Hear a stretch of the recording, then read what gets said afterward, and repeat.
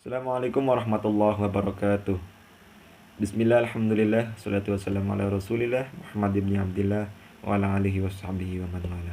Amma ba'd, bersyukur kepada Allah dengan mengucap lafaz alhamdulillahi rabbil alamin, serta bersalawat kepada Rasulullah dengan mengucap Allahumma shalli wa sallim ala sayyidina Muhammad wa ala ali sayyidina Muhammad. Sahabat beriman rahimakumullah, semoga aktivitas kita pada hari ini selalu dalam lindungan Allah serta mendapatkan keridhaan olehnya. Dan semoga apa yang telah kita lakukan menjadikan itu sebagai ladang pahala untuk bekal kita di akhirat nanti. Oke, di sini saya akan memaparkan pemikiran dari seorang tokoh filosof, Ibnu Qayyim al-Jauzi, tentang filosof atau filsafat konselingnya.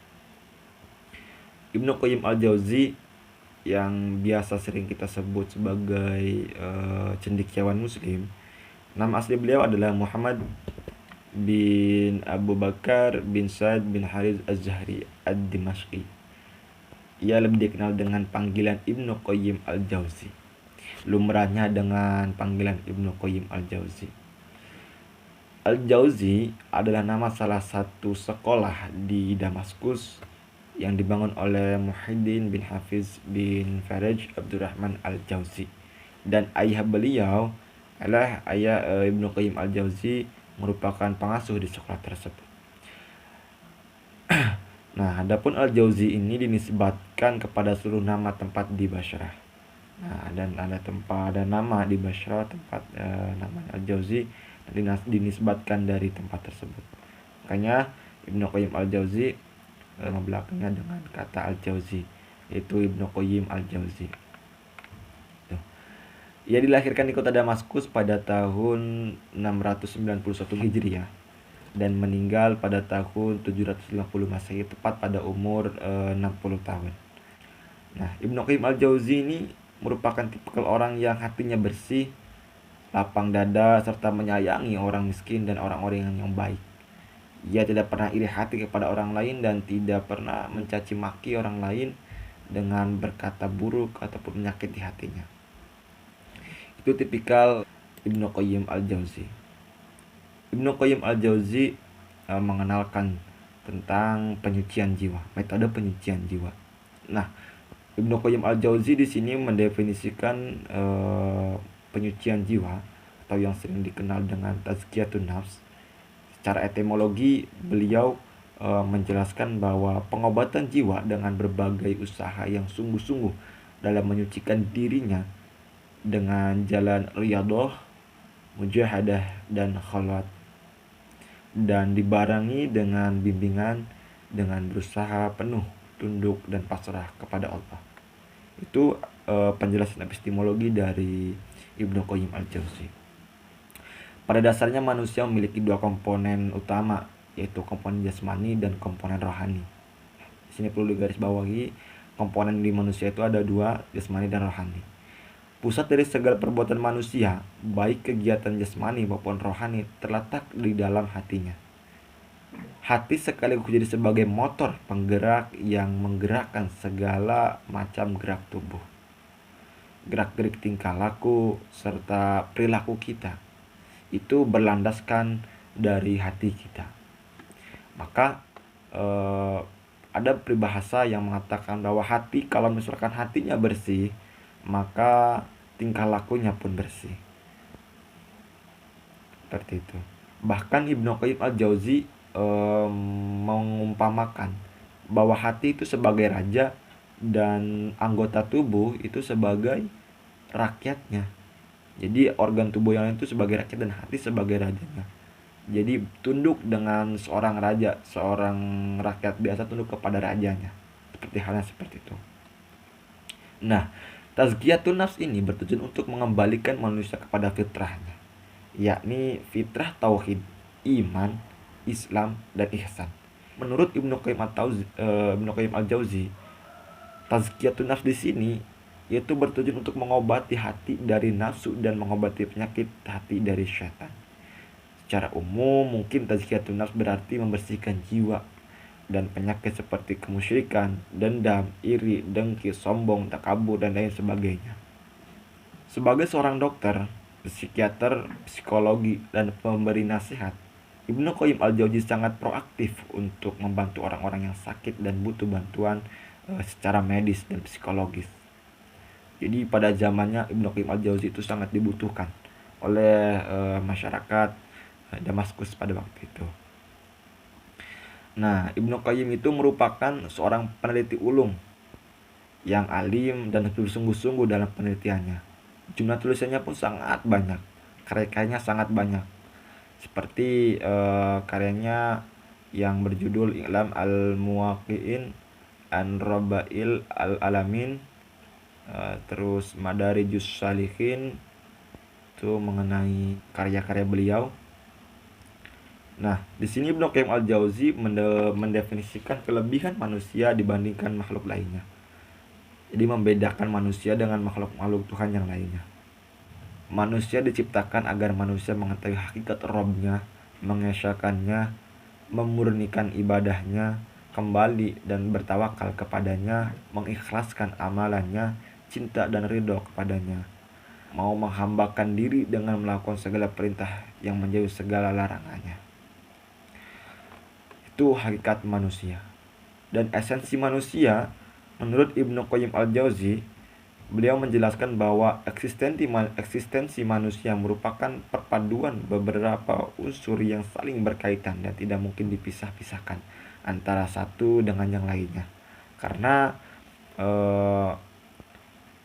hakikat eksistensi ini sangat berkaitan antara satu dan lainnya. Seperti itu ada roh, akal, dan jasad. Hakikat manusia inilah seperti bangunan zat yang satu dan yang satunya lagi itu terpadu menjadi satu. Di dalamnya unsur yang tersebut saling berkaitan antara ruh, akal, dan jasad. Nah, di dalam ruh itu memiliki dua kecenderungan, yaitu kecenderungan untuk baik dan buruk. Menurut Ibnu Qayyim, bahwa apabila ruh telah kosong dari syariat Allah, maka akan rusaklah ruh dan hatinya. Jika ruh dan hatinya rusak, maka akan hancurlah diri manusia selama-lamanya. Pangkal kehancuran jiwa ada pada kekosongan di dalam hatinya, serta jauh dari syariat Allah. Setiap perilaku jiwa berkaitan erat dengan perilaku dan sifat badan. Jadi jiwa kita itu sangat erat kaitannya dengan perilaku anggota badan kita. Nah, setiap perilaku yang dilakukan oleh anggota tubuh kita itu penggeraknya adalah akal. Menurut Ibnu Qayyim juga, hati ini seperti raja dan anggota tubuh seperti rakyatnya. Itu yang diumpamakan oleh Ibnu Qayyim. Serta Ibnu Qayyim juga menjelaskan mengenai akal. Itu akal itu dibagi dua. Yang pertama ada akal bawaan, yang kedua ada akal tambahan. Artinya di sini akal bawaan dari lahir, yaitu akal yang diberikan langsung oleh Allah ketika di dalam kandungan. Jadi terbawa oleh lahir. Namun akal muktasab, yaitu akal yang diperoleh dari latihan dan juga belajar. Ibnu Qayyim menjelaskan akal manusia itu ada dua macam. Yang tadi itu bersifat bawaan, yang kedua itu bersifat tambahan atau diperoleh dari sebuah pengalaman dan belajar. Selanjutnya Ibnu Qayyim al-Jauzi juga menjelaskan mengenai motivasi dan kekuatan psikologis. Nah, manusia ialah usaha manusia dalam menjaga eksistensi dirinya dengan mencari sesuatu yang bermanfaat dan menghindari sesuatu yang tidak bermanfaat untuknya atau membahayakan pribadinya. Ibnu Qayyim mengistilahkannya dengan amalan-amalan hati. Ibnu Qayyim menjelaskan bahwa hati manusia tersimpan dua kekuatan, yaitu yang pertama kekuatan untuk mencari yang disebut raghbah, yaitu sebuah keinginan, rasa keinginan untuk mencari. Yang kedua kekuatan untuk menghindar, yang disebut dengan rahbah, itu menghindar. Itu mencari dan menghindar. Nah, perbedaan pandangan Ibnu Qayyim dengan teori perilaku manusia secara umumnya ialah selalu mengaitkan potensi motivasi dan dengan penciptanya. Menurut Ibnu Qayyim, semua kebutuhan manusia ini dengan spontanitas digerakkan manusia untuk memenuhi tuntutan tanpa pertimbangan akal. Jadi semua gerak manusia ini tanpa dilandasi dengan akal. Dan itu disebut dengan hakikat hikmah kekuasaan Allah. Ibnu Qayyim berpendapat bahwa hawa nafsu yang mendekam dalam jiwa manusia adalah bagian dari motivasi alamiah dan pendorong kegiatan manusia. Nah, kesempurnaan jiwa dan kebahagiaan manusia. Ibnu Qayyim pun menjelaskan bahwa kesempurnaan jiwa manusia kembali pada tujuan dari penciptanya, yaitu tujuan diciptakannya manusia yaitu untuk beribadah. Nah, menurut Ibnu Qayyim al-Jauzi, ibadah menuntut dua dasar, yaitu kecintaan kepada Allah, kerendahan diri, dan sebuah ketundukan. Ibnu Qayyim pun menjelaskan bahwa dua kesempurnaan yang bisa mendatangkan kebahagiaan antara lain, yang pertama yaitu ilmu dan sesuatu yang menghantarkan manusia mencapai derajat yang lebih tinggi. Yang kedua yaitu iradah dan azimah, kemauan dan kekuatan yang berdampak pada sebuah amalan kita. Nah, sementara faktor yang akan menghancurkan kebahagiaan atau menghalangi kebahagiaan tersebut yaitu ghaflah. Sebuah ghaflah yaitu lalai atau sebuah malas lah yang sering kita alami. Jadi esensi konseling yang berdasarkan pandangan Ibnu Qayyim al-Jauzi, nah, jika dipandang dari sisi hasilnya, maka pemikiran Ibnu Qayyim secara esensi dapat dipandang sebagai produk pemikiran filsafat. Memang betul. Nah, konsep konseling tersebut merupakan sebuah terapi yang memanfaatkan komunikasi interpersonal kepada kliennya. Sebenarnya hal ini sudah dilakukan pada zaman-zaman dulu. Jadi kita di sini sebagai konselor gitu mengadopsi dari pemikiran Ibnu Qayyim tersebut mengenai sebuah psikoterapi, atau bisa kita simpulkan bahwa terapi yang diterapkan oleh Ibnu Qayyim al-Jauzi tersebut yaitu dan menggunakan pendekatan terapeutik seperti itu.